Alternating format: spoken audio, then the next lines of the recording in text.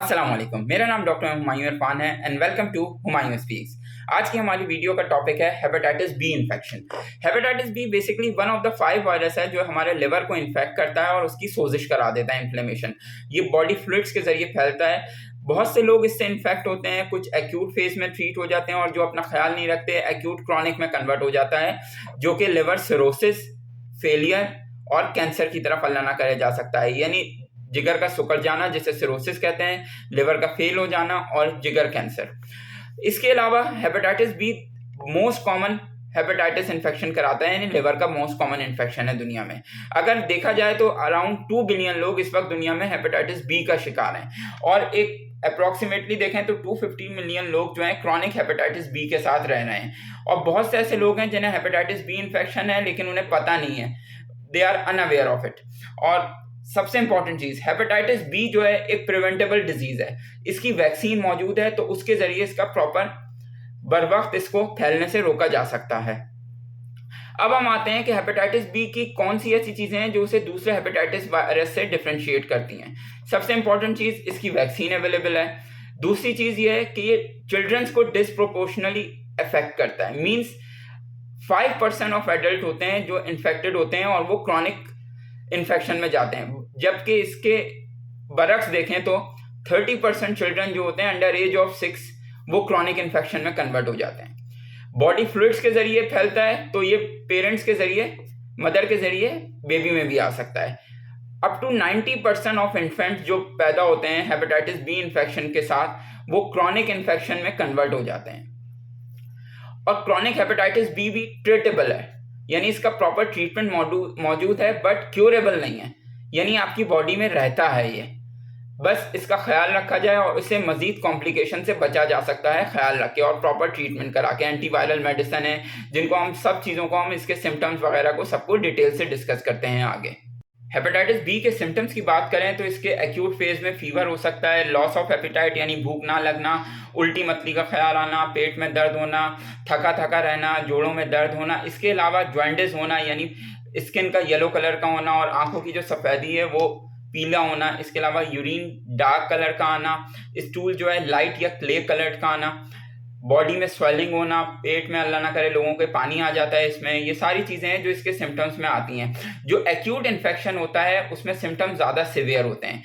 आमतौर पर वो लोग जिन्हें क्रॉनिक हेपेटाइटिस इन्फेक्शन होता है वो यूजुअली बहुत अरसे तक, डिकेड्स तक उनके सिम्टम्स प्रोड्यूस नहीं होते, फिर एकदम से सिम्टम्स आते हैं और कुछ में वो माइल्ड सिम्टम्स होते हैं, वेग होते हैं ऑन गोइंग बेसिस पे, और फिर इसके साथ वो एकदम से सिवियर हो जाते हैं जब कॉम्प्लिकेशन डेवलप हो जाती है। मीन्स अगर किसी को जिगर सिकुड़ जाए, कैंसर हो जाए या लिवर फेल हो जाए तो वो सिम्टम्स बहुत सिवियर हो जाते हैं, जिसे हमने बात की कि पेट में पानी भर जाता है या इस तरह की सारी सूरत हाल का सामना करना पड़ता है। अब हम बात करते हैं कि how you get hepatitis B, यानी हेपेटाइटिस बी होता कैसे है।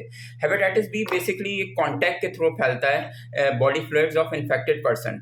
अब इसमें आ जाता है चाइल्ड बर्थ, अगर मदर को है तो बेबी को हो सकता है, मल्टीपल पार्टनर्स या sexual contact with an open wound, यानी किसी का खुला जख्म है उसके साथ कॉन्टैक्ट हुआ और उस मरीज को हेपेटाइटिस बी हुआ तो ये फैल सकता है।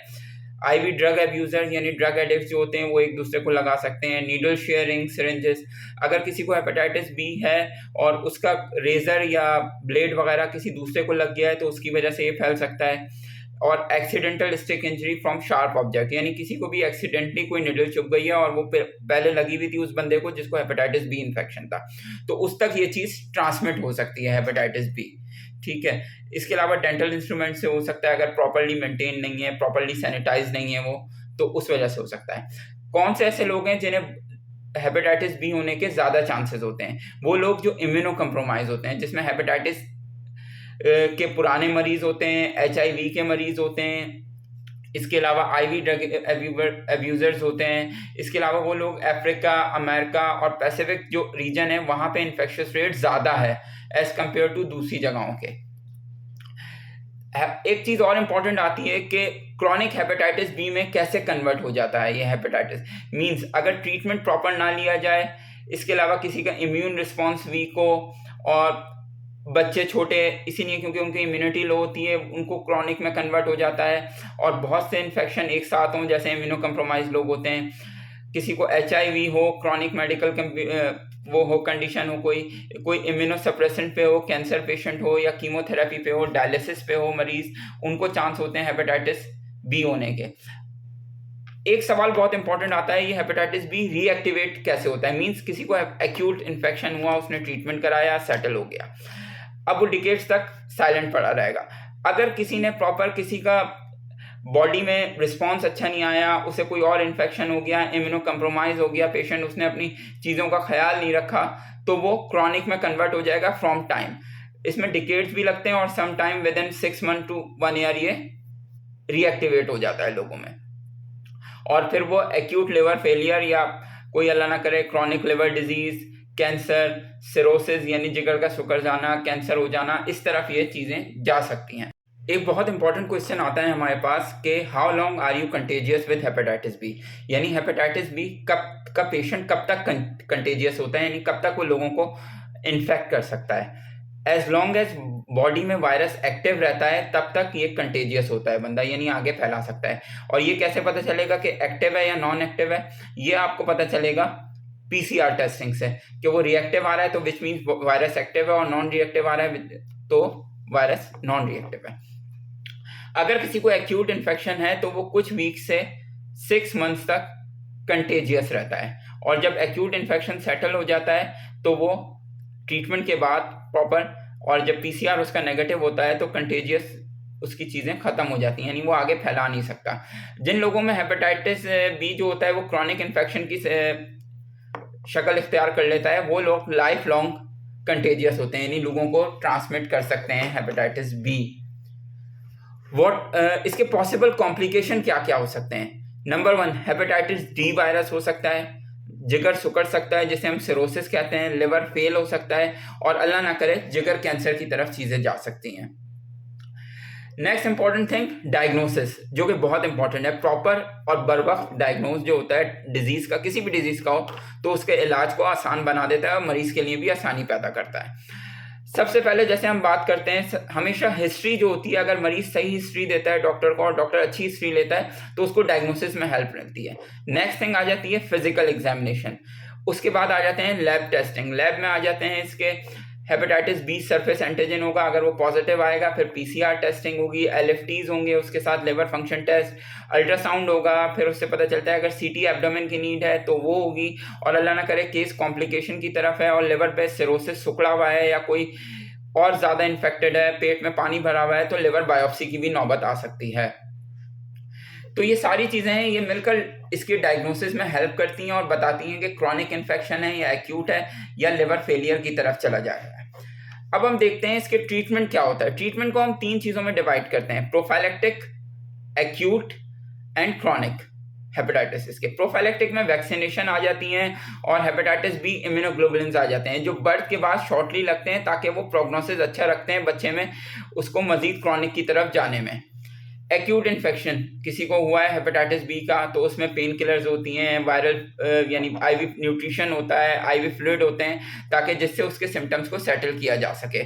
फिर आ जाता है क्रॉनिक इन्फेक्शन, उसमें सर्वेलेंस यानी मरीज को देखा जाता है कि मरीज फर्दर डिटोरिएट तो नहीं हो रहा। मेडिकेशन होती हैं जिसके अंदर इम्यूनोमॉड्यूलेटर्स होते हैं, इंटरफेरॉन्स इंजेक्शन होते हैं। फिर लाइफस्टाइल चेंजेस आ जाते हैं, खाने पीने का ख्याल रखना पड़ता है, और आखिर में अगर केस बिगड़ जाता है तो सर्जरी की नौबत भी आ सकती है। अगर हम बात करें कि क्रॉनिक इन्फेक्शन हेपेटाइटिस बी के उसकी ट्रीटमेंट को डिटेल से, तो उसमें जैसे हमने बताया सर्विलेंस पे रखते हैं, पेशेंट को मॉनिटर करते हैं कि किस तरफ चीज़ें जा रही हैं, स्टेबल रह रहा है या अनस्टेबिलिटी की तरफ जा रहा है। फिर मेडिकेशन हो जाती हैं। पहले ज़माने में जैसे मैंने पहले नाम लिया, इंटरफेरॉन के इंजेक्शन आते थे जो वीक में ट्वाइस या थ्राइस लगते थे। अब तो एंटीवायरल टैबलेट्स आ गई हैं जो ज़्यादा पोटेंट हैं और वो ज़्यादा बेहतर तरीके से काम कर सकती हैं। फिर उसके बाद आता है लाइफस्टाइल चेंज जो कि बहुत इंपॉर्टेंट है। आप सारी चीज़ें कर लें और अगर आप अपना लाइफस्टाइल चेंज नहीं करेंगे तो चीज़ें बेहतर नहीं होंगी और कॉम्प्लिकेशन की तरफ चीज़ें जाएंगी। लाइफस्टाइल में आ जाते हैं मेडिसिन प्रॉपर लेना, मेडिसिन टाइमली लेना, और डाइट का ख्याल रखना, हेल्दी और बैलेंस डाइट लेना, और जो चीज़ें मना है उससे परहेज करना। अल्लाह ना करे अगर उन लोगों में जिनमें कॉम्प्लिकेशन जाती है, जिगर सुकर जाता है, फेलियर की तरफ जाता है या कैंसर हो जाता है, तो सर्जरी का ऑप्शन भी मौजूद होता है कि सर्जरी करके लिवर के उस पार्ट को या पूरे लिवर को निकाल दिया जाए। अब आता है सबसे इंपॉर्टेंट चीज़, वो है प्रिवेंशन। इसे प्रिवेंट कैसे करें, इसको आगे फैलने से कैसा रोका जाए। सबसे इंपॉर्टेंट चीज़ है टाइमली डायग्नोसिस। जब आपको डायग्नोज होगा, मींस अल्लाह ना करे अगर मुझे हेपेटाइटिस बी है और मुझे नहीं पता, तो मैं लोगों में फैलाता रहूँगा, स्प्रेड करता रहूँगा। सबसे इंपॉर्टेंट चीज़ है कि उसे डायग्नोज होना। जब मुझे पता होगा कि अल्लाह ना करे मुझे हेपेटाइटिस बी है, तो मैं उसको प्रॉपरली लोगों में फैलने से रोक सकता हूँ। फिर इसके बाद वैक्सीनेशन, सबसे इंपॉर्टेंट चीज़ है वैक्सीनेशन, ताकि प्रोफाइलेक्टिक ट्रीटमेंट, वैक्सीन लगी हुई हो लोगों को, हेपेटाइटिस बी इम्यूनोग्लोबुलिन्स की ज़रूरत है तो वो लगा पाओ। इसके साथ साथ जो है अगर आप ट्रैवल अब्रॉड का प्लान कर रहे हैं तो उससे पहले प्रॉपर वैक्सीनेशन करवाएं, ताकि कहीं आपको नहीं पता आप बाहर जा रहे हैं, उधर लोग कैसे हैं, किस तरह आपको लोग मिले, उनका आपको लाइफस्टाइल का नहीं पता, किसी चीज़ का नहीं पता, तो आपको पता अपने आप को आप अपनी सेफ्टी करके जाएं बाहर। वैक्सीनेशन, पर्सनल आइटम शेयर ना करें किसी से, आपको नहीं पता कि किसी का रेजर यूज़ ना करें, टूथब्रश यूज़ ना करें, मेडिकल इक्विपमेंट या नीडल्स यूज़ ना करें किसी की यूज़ हुई भी। और एक और बहुत इंपॉर्टेंट चीज़ है, वो है practicing safe sex. Prognosis of hepatitis B, इसमें सबसे इंपॉर्टेंट क्वेश्चन आता है, इज हेपेटाइटिस बी क्यूरेबल। अगर ये एक्यूट इन्फेक्शन है तो चांसेस ज़्यादा हैं कि हमारा इम्यून सिस्टम इसे ओवरकम कर लेगा शॉर्टली, और जब एक्यूट इन्फेक्शन से रिकवर कर लेंगे तो फिर ये दोबारा नहीं होता। और अगर एक्यूट इन्फेक्शन से रिकवर नहीं किया और डेवलप चले गए क्रॉनिक इन्फेक्शन की तरफ, तो वो ये लाइफ लॉन्ग होगा। और life long chronic hepatitis B जो है वो क्योरेबल नहीं है, बट मैनेजेबल है विद ट्रीटमेंट। ट्रीटमेंट के साथ इसको आप मैनेज कर सकते हैं और इसका बहुत अच्छे रिजल्ट्स आते हैं। लोग सरवाइव करते हैं अच्छे टाइम तक, और अगर कोई कॉम्प्लिकेशन डेवलप नहीं होती तो वो अच्छी ज़िंदगी गुजारते हैं इसके साथ भी, अगर वो ट्रीटमेंट और लाइफस्टाइल चेंजेस को फॉलो करते रहते हैं तो। और इससे हमें ब्लड टेस्ट से पता चलता है, सर्वेलेंस से पता चलता है कि वो क्रॉनिक कॉम्प्लिकेशन की तरफ जा रहा है या नहीं जा रहा। अगर हम बात करें इसकी कि डेथ्स एक्यूट इन्फेक्शन से बहुत कम होती हैं हेपेटाइटिस बी के, क्रॉनिक इन्फेक्शन से 15% चांसेस लोगों का होता है डेथ का रेशो, और 25% जो क्रॉनिक में कन्वर्ट हो जाते हैं बच्चे, तो उनका डेथ हो जाती है इससे। और 25% ऑफ क्रॉनिक हेपेटाइटिस बी जो केसेस होते हैं वो लिवर कैंसर की तरफ चले जाते हैं। तो ये एक डेटा है जो आपसे शेयर करना ज़रूरी था। हम क्या ऐसे स्टेप्स लें जो हम क्रॉनिक हेपेटाइटिस बी के साथ अपने आप की केयर कर सकें। अगर किसी को क्रॉनिक हेपेटाइटिस बी है तो वो रेगुलर चेकअप करे, रेगुलर लैब टेस्ट कराए, मेडिसिन प्रॉपर ले, हेल्दी डाइट ले, प्रोटेक्ट करे अपने आप को भी और दूसरों को भी ट्रांसमिट करने से, ये बहुत ज़रूरी है। ऐसी चीज़ें अवॉइड करें जो मना की जाती हैं, जिसमें अल्कोहल है, मल्टीपल पार्टनर्स की हिस्ट्री है, इन चीज़ों को स्ट्रिक्टली प्रोहिबिट करें और एक अच्छी डाइट ले, मेडिसिन प्रॉपर ले, तो इस तरह से वो कॉम्प्लिकेशन से बच सकता है और आगे ट्रांसमिट करने से भी इस डिजीज को बच सकता है और एक अच्छी जिंदगी गुजार सकता है क्रॉनिक हेपेटाइटिस बी के साथ भी। इस चीज़ से हमें मैसेज क्या है इस वीडियो का? इस वीडियो का मैसेज ये है कि अगर आपको ज़रा से भी कोई ऐसे सिम्टम्स हैं तो अपने आप को डायग्नोज करवाएं कि आपको क्या बीमारी चल रही है। अल्लाह ना करे अगर हेपेटाइटिस बी है किसी को और उसका बर वक्त डायग्नोज नहीं होता तो वो लोगों में, एक कम्युनिटी में पूरी डिजीज़ को स्प्रेड कर सकता है। जब वो स्प्रेड करेगा तो पूरी कम्युनिटी मुतासर होगी और पूरा माशरा उससे मुतासर होगा, जो कि हर तरह से किसी भी मुल्क के लिए अच्छी चीज़ नहीं रहती। तो जब आपका प्रॉपरली डायग्नोज होंगे वक्त पे तो इसको फैलने से भी रोका जा सकता है, इसका ट्रीटमेंट भी प्रॉपर किया जा सकता है। इसीलिए मोस्टली पीपल जो हेपेटाइटिस बी का शिकार होते हैं वो अच्छी ज़िंदगी गुजारते हैं अगर अपनी प्रॉपरली मैनेज करें अपनी चीज़ों को। उम्मीद करता हूँ तो कि आज की वीडियो आपको पसंद आई होगी। अपना और अपने इर्द गिर्द लोगों का ख्याल रखिएगा। अल्लाह हाफ़िज़, टेक केयर।